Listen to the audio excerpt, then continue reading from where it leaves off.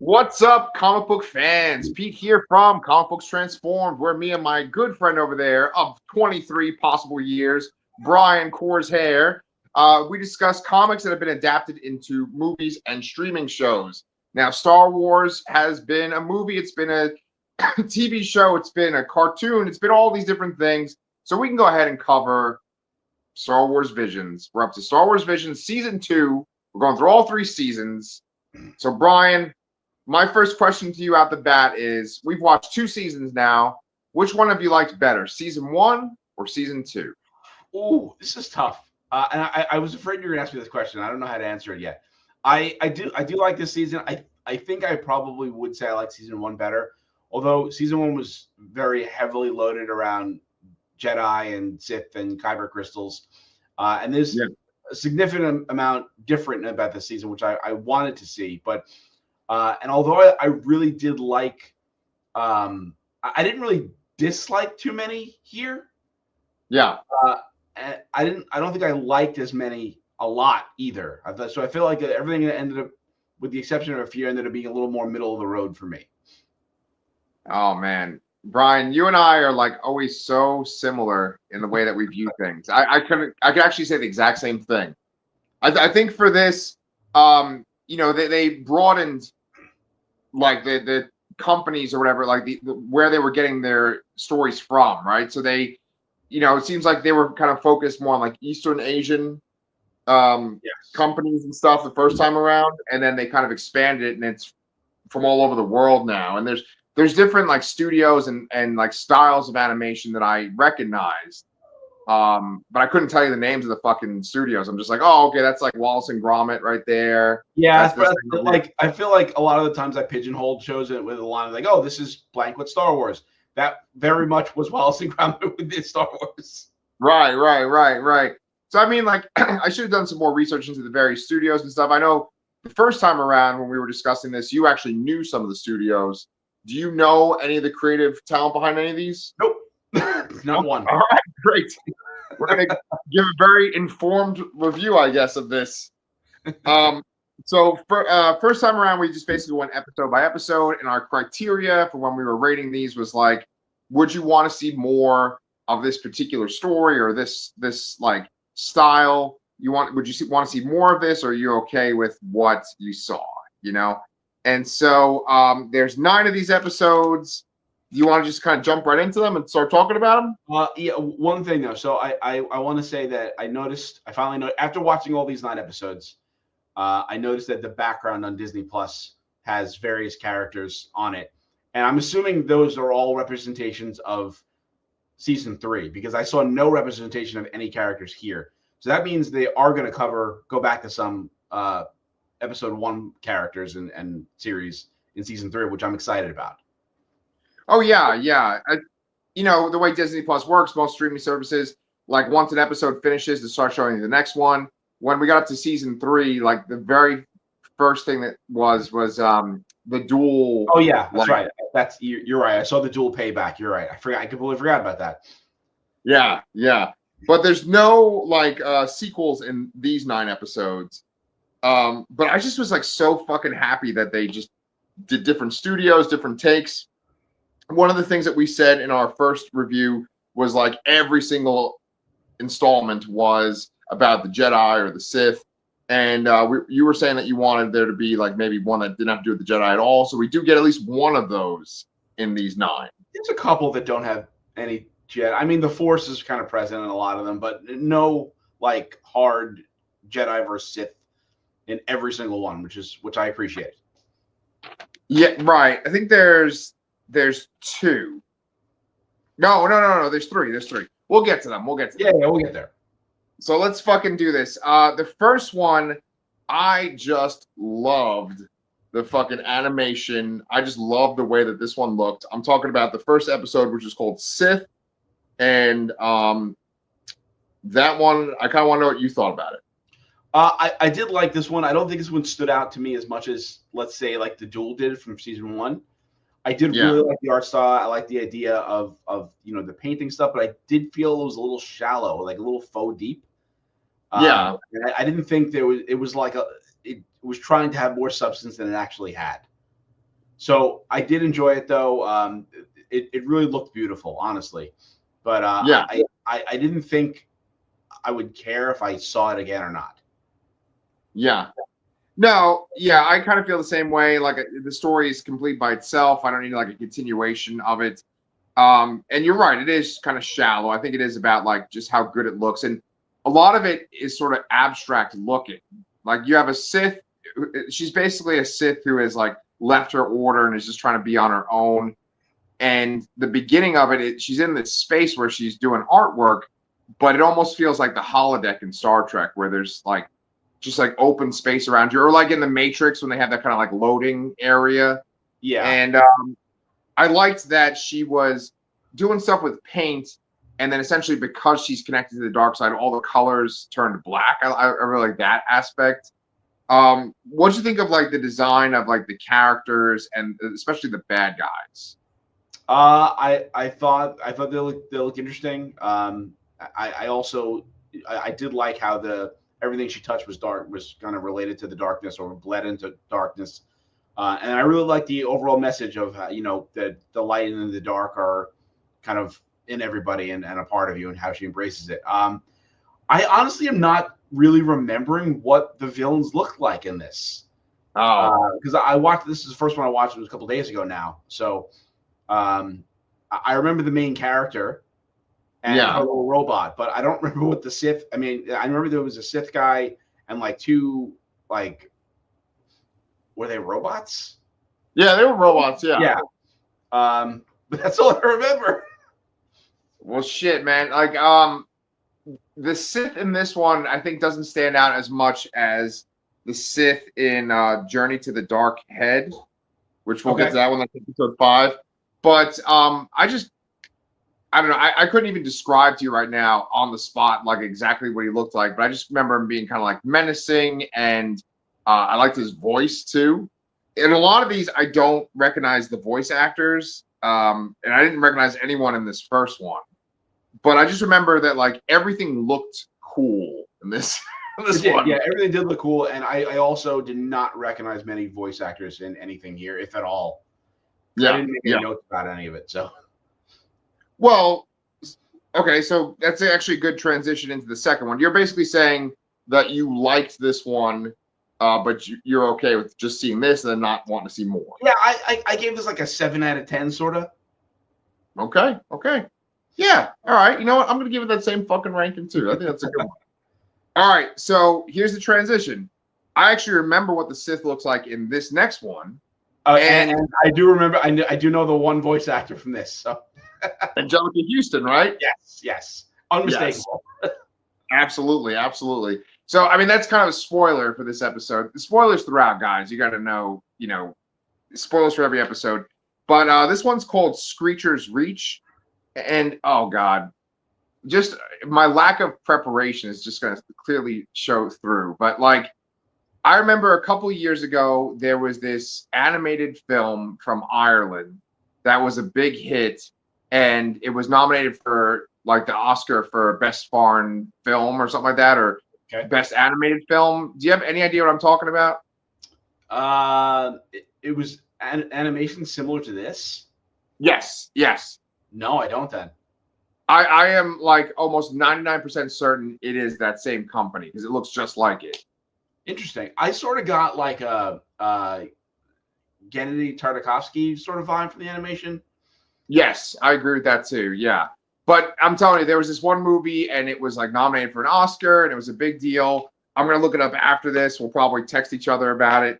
But this one, for the most part, seems like it's not about Jedi, but then there's that little twist at the end. Did you like episode 2, Screecher's Reach? This was actually one of my favorites. I really liked that it was. I did like the art style. It kind of went into that like folk horror sort of vibe of it.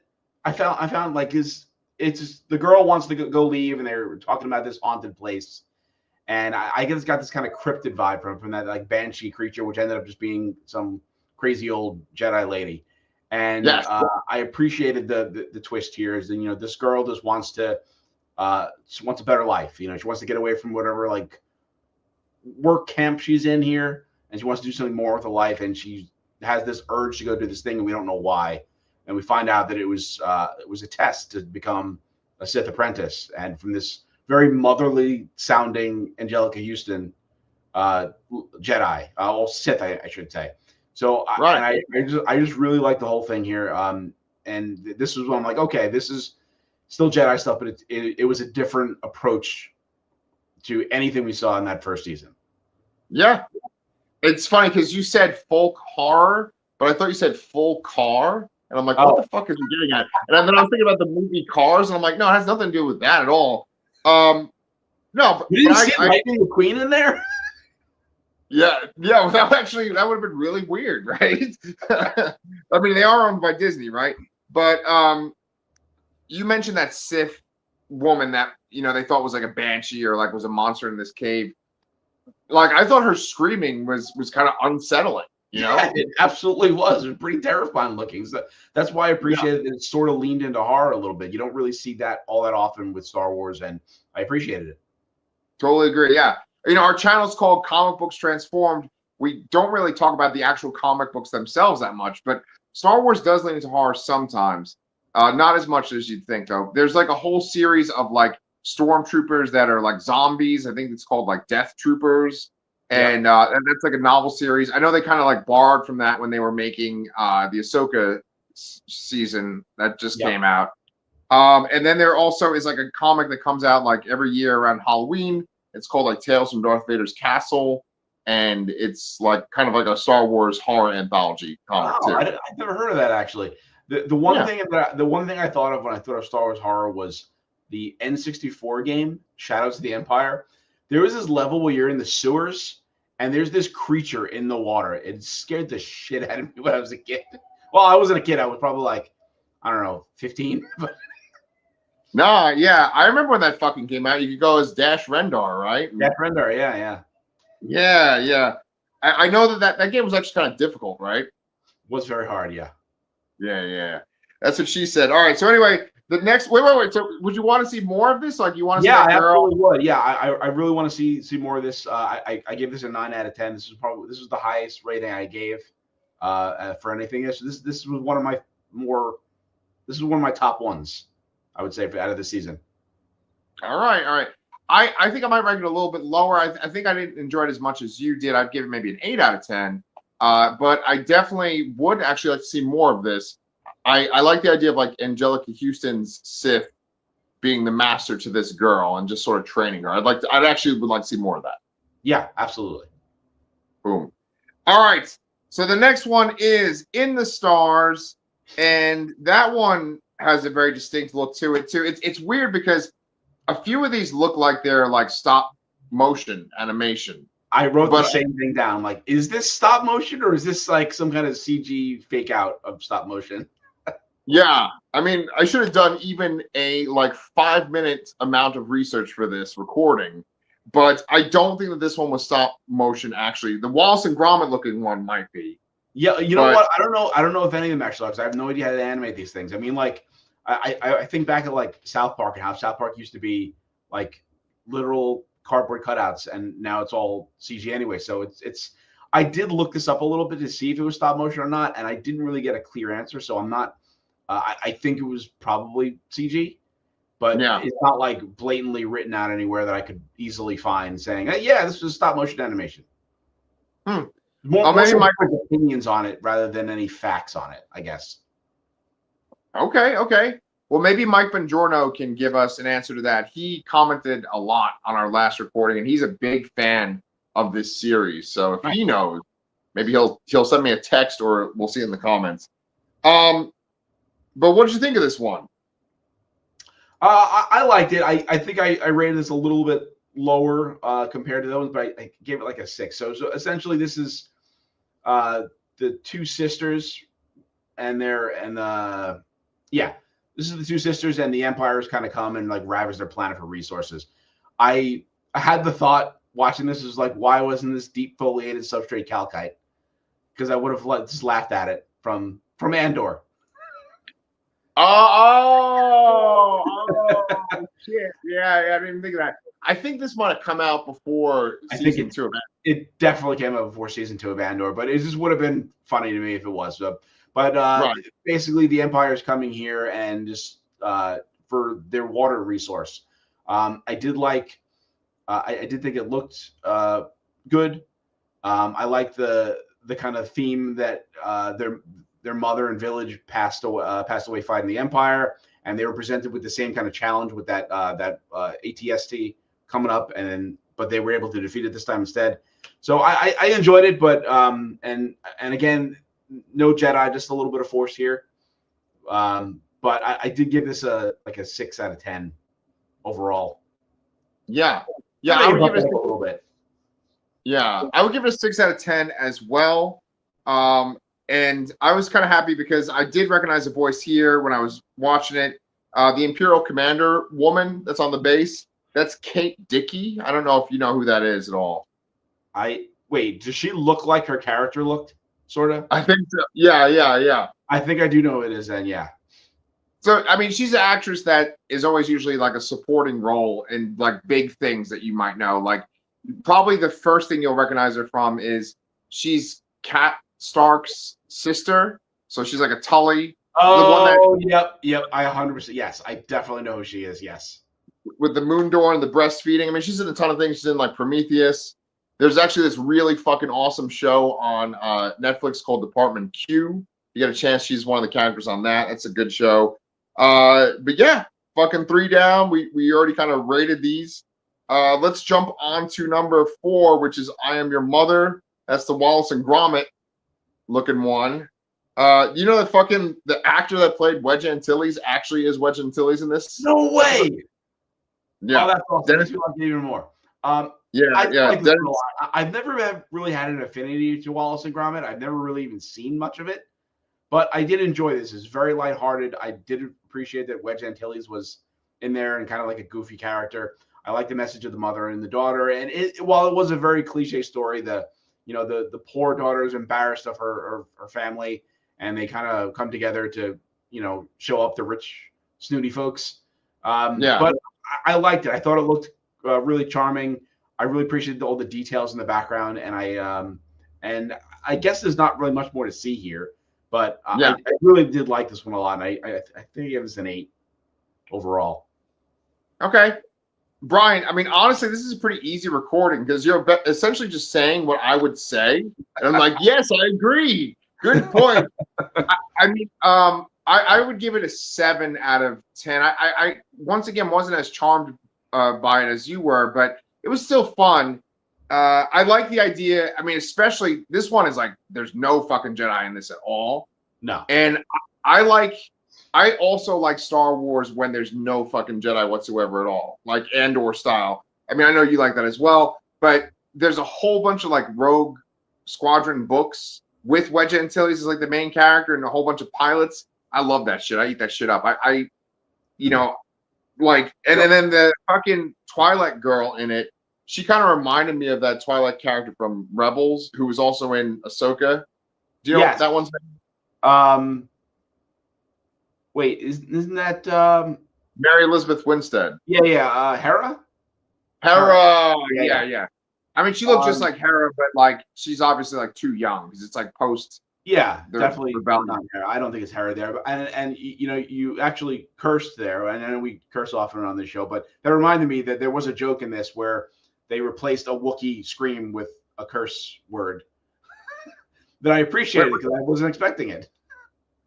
Wait, what are you talking about? So there was the Wookiee family, and then somebody and they're talking about like the rich lady, I think, and they said like I guess they wanted to call her like a bitch or something like that, or I don't know, but they said they paused and then the Wookiee screamed like growled or whatever, and it was in the place like to me that was like Star Wars cursing really. Oh, okay. So they would have been like, "Oh, she's such a bitch," and then like instead of you hearing them say that, they went like that. Exactly. Yeah, I don't think maybe it wasn't exactly that word. I don't remember what I intued from it, but I definitely got the vibe that it was, that was what the joke was. Oh, okay. I totally missed that. I should probably pay attention to the things that we're going to review on YouTube, right? That's all That'd be right. a good idea. Yeah, yeah. All right. So that brings us to 5, which it has kind of a silly title, but Journey to the Dark Head. Too bad it's Yeah, not Journey to Death's Head. That would be a much better fucking yeah, video. yeah. Journey to Dark Age. So this is going straight back to anime. I didn't understand what they were doing. Like they were trying to cut off the head, the monument of or something to the dark side or something. Is that and that was supposed to be like the source of the dark side or something? Well, there were like 2 different heads, and I think they thought on this planet it was the source of the dark side. And basically, the main character kind of realizes, well, if you cut that head off, it's going to create this imbalance, right? And so you need Yeah. the dark head as well. Yeah. No, I Um, got that vibe there. It's just that I just thought it was a weird idea that this monument was the source of power. And I guess there's all kinds of kyber crystals in there or whatever. And I know that they were showing while those 2 Jedi were fighting there. I mean, the Jedi and the Sith were fighting. They, the colors kind of shifted, and they were both, dark and light. So I like this one a bit. This is something that I would like to see more of here. I like the story, the backstory with that young Jedi that's assigned to this mission, and how he's sort of been tempted by the dark side, and he runs into this Sith that had killed his former master, and left him alive with the intent of recruiting him later on. But just I enjoy these characters. I would have liked to have seen. I would like to see them work together again. And yeah, that's it. Really.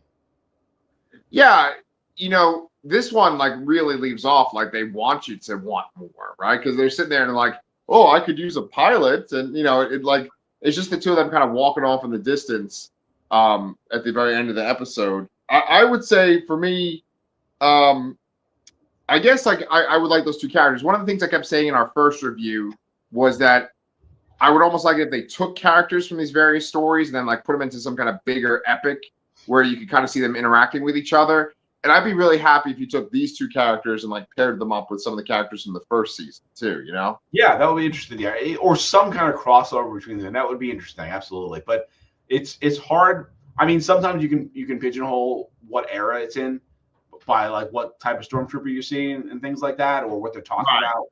But this one, I don't think it's really clear where this is in the timeline. Yeah, right. I mean, I would assume it's like before the time of the Empire, right? Because there's Jedi and Sith running around, Yeah, but I mean, it's probably pre-Empire, but is it like right before that, or is it like High Republic sort of? Yeah. That's a question I couldn't answer. Yeah, and it's funny. I was thinking of this when you were talking to, like kyber crystals kind of play a big part in this season and in the last season. And I think maybe even in the Disney era of Star Wars in general, kyber crystals are kind of a big deal. But like, they're certainly a big deal in this season. Yeah, I mean the first season too. So many of them revolved around kyber crystals, whether it's mining them or collecting them or just something. It's been a big part of most of these things. And I'm surprised the show isn't called Star Wars Kyber Crystal or something like that. Right. Here's a real cynical question. Do you think that they really push the kyber crystal thing in these stories because people can go to Galaxy's Edge and make their own lightsaber? And I'm assuming you get like a kyber crystal. You can. What's Yeah, that? you can buy the kyber crystals separately. I don't believe they influence the color of the lightsaber you can buy there, but you can buy the different color crystals. I know that. Kristen has one. I don't. Kristen does though. Oh man, I kind of want to go. I've never been to Disney. I kind of want to just go make a lightsaber and It's go on fun, a but quest. really pricey. Oh, I'm sure. Yeah. I'm sure I'd feel like a piece of my soul was being sold to get that kyber crystal. That kind of brings us up to too bad. There's 2 in between. That could have been a good transition, but there's 2 in between. I would give this an 8, by the way. And like I said, I would like to see those characters if they were like part of a big ensemble thing, like one of those old High Republic. I give this one 8.5, so I'm pretty much on the same page with you here. Nice. This one, the next one, I'm kind of feeling like you might rank it lower because I think I would rank it lower. And we're just basically a forced dyad of two middle-aged men. The Spy Dancer, episode 6. So I I'm actually guessing didn't really like this. This was my other favorite one out of the season, believe it or not. So I guess we're not a fucking dyad. So this one I really liked because it felt like it could have sort of lived in that Andor sort of version of Star Wars. It was a group of rebel spies. They're kind of, doing things to interfere with the Empire's plans. And there's that tragic backstory twist where the main character, the mother, thinks she sees this imperial officer that abducted her son, but it turns out that it is her son. So I really liked all of that. The animation does look a little more basic. It almost looks like an animatic most of the time there, but it's very flowy. And I think that's kind of why they went with that. All those different, all those like tapestries they used to swing on, and that looked really cool and flowy. And I did really like the twist there. And I'm not sure if I guess I would want to see more of this because the mother does give the son character a means of tracking her so they can meet again and could kind of question the Empire. And I did like that whole idea. I think that they built up a lot of information here in a very small amount of time there and left me wanting more. So that's why I also gave this a 9 out of 10. This was my other favorite out of the season. All right. Well, I think we might disagree on this one. Maybe I would give this one a 7 just based on what you just said. I don't know. There was something about it where I couldn't get into it as much. Like as soon as they showed her holding a baby and then the Imperial officer takes the baby, I'm like, oh, okay. So then it's going to be that this is the kid grown up. And at the very end, we're going to see that it had horns, but then they cut the horns off. But I didn't like that detail because that's you view the Empire as these like very racist, white supremacists in a way, and that's what they would do. That's what this person raised under the Empire would do. They would try to remove any semblance of alienness and try to look as much like them as possible. Yeah. And going along with that, with the Empire itself, this is a very Mike Bongiorno kind of thing to go into if he's watching this. But like with Andor, you have the fucking massacre at what the fuck was that planet's name? Gorn. Yeah, the Gorman massacre. Right, very good. And obviously that was like they were kind of like French, basically. It was like space France, right? And I get it because it's like World War II and the Empire's like the Nazis and they like occupy France. The Empire's occupying Gorman. It had that same kind of vibe. I feel like the accents of the characters in this were even kind of like French sounding too. Yeah. But what's interesting about that is that I know that George Lucas basically said that the Empire is the United States in Star Wars, and that like the rebels are like the Viet Cong. What? God. Yeah. Horrible. Hey, I didn't say George Lucas said it, okay? Not me, man. I mean, I believe it now, but like back in the day, I would have been horrified to learn that. Yeah. Well, I mean, with Star Wars, there's so many different sources, and then with the dog fights and stuff, that feels more like a World War II thing, especially in the first movie. Yeah. But there is always this feeling of resistance. Andor is like the best prime example of the resistance against the Empire. But then you are 1,000% right that this episode kind of captures that feeling. Yeah, that's why I liked it. Yeah. Okay, so you liked it a little more than me, but yeah. And then I looked it up and said it was a KX droid, but like that droid was kind of like K2SO too. Yeah, that is what they're called, I think. Aren't they called KX? Well, they look very similar. I thought it was cool, and it did also give you that kind of terrifying vibe that those droids gave you when you saw them in Andor, like how they were like throwing people, across the town square, and then when they were like, snapping their necks when they landed. Right. No. Yeah. Because like the Imperial officer that takes her baby also looks very similar to Krennic too, from Rogue One and Andor. Yeah, I can see that. Yeah. So I think that they were definitely influenced by like that part of Star Wars. All right, you're making me kind of like it more. All right, this one we might disagree on as well. Did you like episode 7, The Bandits of Golak? I think it's called. I was kind of middle on this one, so I gave this a 6.5. I didn't have any issues with it really, but the art style was interesting. You can tell it's very Indian influenced. I wrote down that I thought their facial animations looked really wooden, which kind of bugged me a little bit. But Right. yeah, this one was okay. I didn't really feel the need to see more of it. I found it interesting how, again, we do end this here. It seems like it's not going to be about Jedi and Sith, but it ends up being about Jedi and Sith at the end. So, Right. for better or worse, that happened there, and the brother and sister splitting up felt sort of like a forced sad ending, I guess. Yeah. Well, I'm gonna do my little nerd thing and be like, actually, it wasn't Jedi and Sith. It was Jedi and Inquisitors, right? Yes, that's right. So it's like an Empire thing. Same shit though, right? But here's the thing, right? I worked with this one guy who's from India. I worked with him in my side job where I deliver pizzas, and he's a big movie guy. He introduced me to a whole bunch of Indian films, and I actually really love them. I don't think that they're Bollywood. There's all different types of like Hollywood Yes.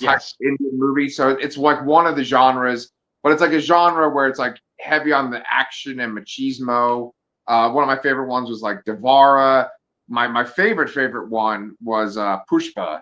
That was my favorite one that I watched. But this just kind of reminded me of that a bit, like the sort of Indian action film kind of style. I think it even kind of had like that slow motion to it that these movies use a lot as well. Yeah, but there wasn't any dancing. There wasn't any dancing. I think they did kind of play like Indian music though when they were like eating in the cafe. Yeah, because they had the kind of flute, the flute motif going throughout the episode because they had the father's flute or whatever. But yeah, I totally see that and I appreciate that. I really did like that RRR movie. That's probably the only Indian film I've watched that I can really remember. Right. But overall, it just didn't stand out to me, I guess. But it wasn't bad by any means. Like I feel like there was a couple from the first season I just didn't like. Yeah. And I can't say anything great about it, but I can't say anything really bad about it either. Yeah, I can see that. I actually would give it a 7 as well. And I think that what made me like it more was just like it reminded me of some of these movies I had seen. But like once again, it's like I'm okay not continuing the story, but like if the girl that goes on to be trained by the old woman Jedi was in like a big ensemble thing, I'd be all for it. Yeah, that'd be cool. Yeah. I think I just want like a good High Republic type story with a whole bunch of different Jedi and stuff. Yeah, that would be cool. I mean, I'm sure there's plenty of books like that that I have not read. But yeah, I that would be a good place to maybe for Star Wars to go. Being that I guess maybe the general public is sick of the Skywalker saga and all that stuff. So. Yeah, I mean, when Star Wars was the old canon and it was mostly made up of books before the prequels came out, there was this whole thing called the New Jedi Order, and it was like, I don't know, 20 to 30 years after Return of the Jedi. And so like Luke eventually has a son, not in the New Jedi Order, but eventually has a son. And Han and Leia have 3 kids. They have they have twins, and then they have another son too. Yeah. And that era, you just had a whole bunch of Jedi for this like fledgling new order, and I just really, really love that era of Star Wars, and it's like completely gone because of the sequel trilogy, But I could definitely go for something like that. Yeah, definitely. Yeah, man. All right, we got 2 more to go, and this is one that kind of feels like there's no Jedi involved, but then at the very end, there's somebody using the Force. I'm talking about The Pit, and this one actually has 2 actors I think you might recognize in it. Oh, damn it. I didn't notice anything. Okay. Who is it? Okay. So the main guy in it, his name's Crux, and he's played by Daveed Diggs. Right? Oh, okay. Nice. Okay. And then the commander, I guess is like a commander of like the stormtroopers, voiced by none other than Stephen Bloom. No way. That's what it said. I can't believe I didn't notice that. Yeah. So just so people know, Stephen Bloom voiced the Spike Spiegel on Cowboy Bebop. He voiced Wolverine in Wolverine and the X-Men. These are 2 things that Brian and I... He did a lot. Yeah, I mean, I've done a ton, but like those two are like two of our very favorite things. Yes. You know. But yeah, the Pit. This is kind of a depressing installment. Did it remind you of Dark Knight Rises at all? Yeah, I was trying to find a way to work in a Dark Knight Rises joke here, but yes, the general premise of the pit and getting stuck in there and not be able to climb out and all that. But I couldn't come up with anything that was that good. Again, we're back to a very anime style here. I did really like how it looked. This is also when I fully realized, like, oh, the theme of this is really imperial oppression and all the horrific things that the Empire has done in across the galaxy. So they have these slaves, and they had to tell them to start digging in the desert for kyber crystals. Surprise, surprise. There's this. Then I guess a bunch of months or years go by. I can't really tell how much, but this giant city kind of grows in the background while these slaves are toiling away. And then one day they realize, okay, they're done, and they just leave them there. And they're stuck there. Now, and I liked everything up to that point, but this is where I started to, I don't know, my logic brain started nitpicking here. This city is built in the background. No one has any idea these slaves are there. Like it's you can see it, and then nobody wants to help. The one guy climbs out. Nobody wants to help him, and then they all start chanting, and suddenly everyone hears them, and then they come walking out past the stormtroopers, and they save them. Which I'm like, the ending just felt like they didn't know what to do with the ending. And I kind of took some points away for that. And I think I gave this one a 6 because of that ending, and I feel like they didn't know what they wanted to do. They could have had come up with something much better. I think I don't know what, but they should have come up with something better than that. Yeah, I agree. I think honestly, what you could have done was the guy Crux climbing out. Like he could have just shared his message with the people, and they came and saved the people in the pit. You know, you just could have done that, right? Yeah, they exactly. If they would have just did that, and then you had that same scene where they all walk out and they just push through the stormtroopers, would have been better and had a similar message, and it wouldn't have had me thinking about the logical disconnects of the ending here. Right. Well, so I think I would give this one a 7, basically for 2 reasons. Once again, it's like tapping into that Andor kind of vibe, right? Where it's like oppressed people, they're mining for kyber crystals, and like there's that idea that there's this society that's flourishing over here, and then they're not seeing all these people that are down there. I think that even the clothes that they're wearing are kind of similar to the clothes they wear in the prison in Andor, right? In the first season. White, yellow, there's some kind of theme there, definitely. But again, I think this was. Oh no, this might have been around the same time as the first season of Andor when that would have been. So yeah. But, and then too, it's like again the focus on kyber crystals. Like, what the hell is the Empire doing with kyber crystals? You know? Yeah. I guess they're worth money in a way, but it's interesting how some of these stories that they're very rare and hard to find, and some of them, they always seem to have value, but just their scarcity is it differs pretty greatly depending on which episode you're watching. Right. Well, so there's the idea that like these are not all in the Star Wars continuity, if any of them are in the Star Wars continuity, and they're not in the same continuity as each other. But if we were to take the main Star Wars continuity, you could say, well, okay, the Empire's around. Maybe they've already built the Death Star. Maybe it's even blown up. But then there's a second Death Star, and you're going to need kyber crystals for that. If you want to get all like even more intricate and nerdy, you could say that like Palpatine's building up his First Order or the Final Order, and like the First Order has that one planet. I don't know if that planet uses kyber crystals to blow up other planets or whatever. The base, Starkiller base. Yeah. But then like all the Star Destroyers in Rise of Skywalker can blow up planets too. So you need kyber crystals for that too. So I guess that makes sense. Yeah.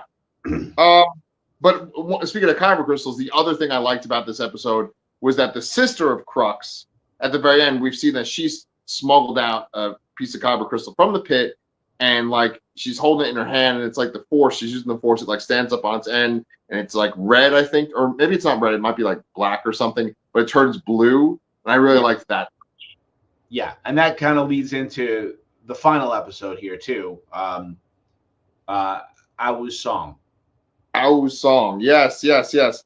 So yet again, another one that kind of looked like it was stop motion, but I don't think it was. Yeah, and everything looked like felt puppets in a way, which I really appreciated. I did like that.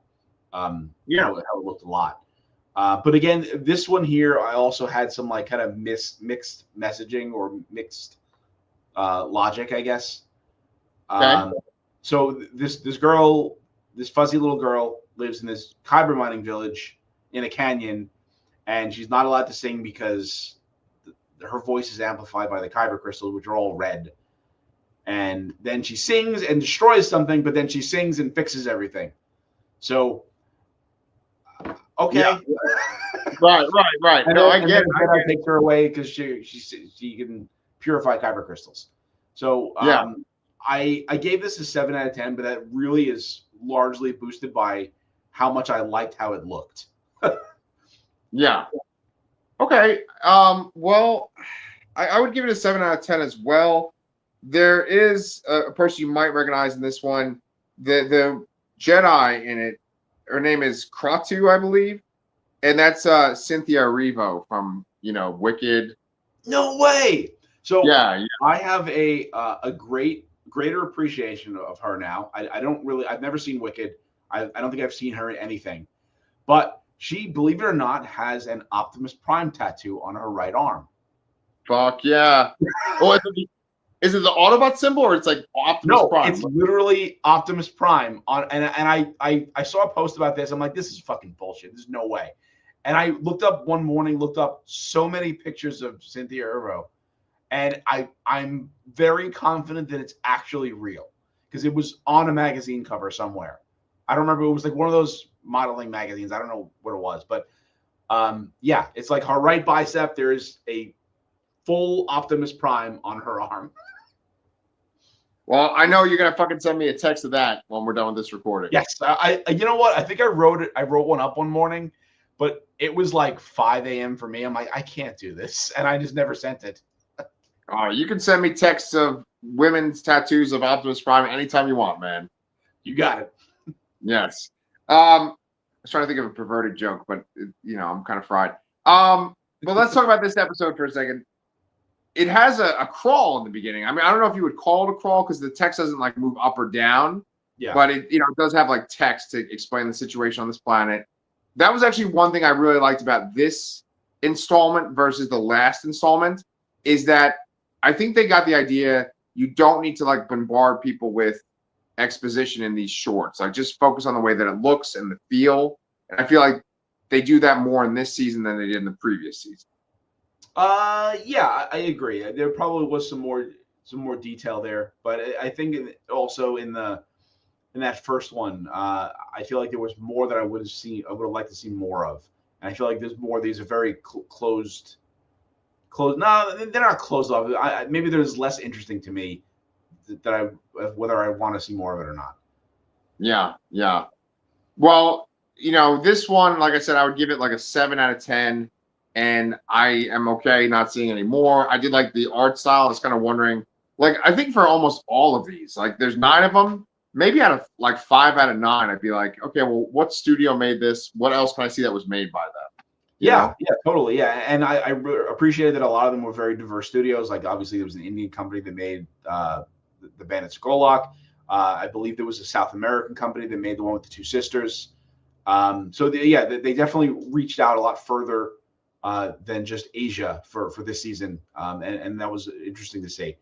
Like I mentioned in the beginning, I know I'm assuming we're gonna get a mix the next season because we're returning to some of those characters.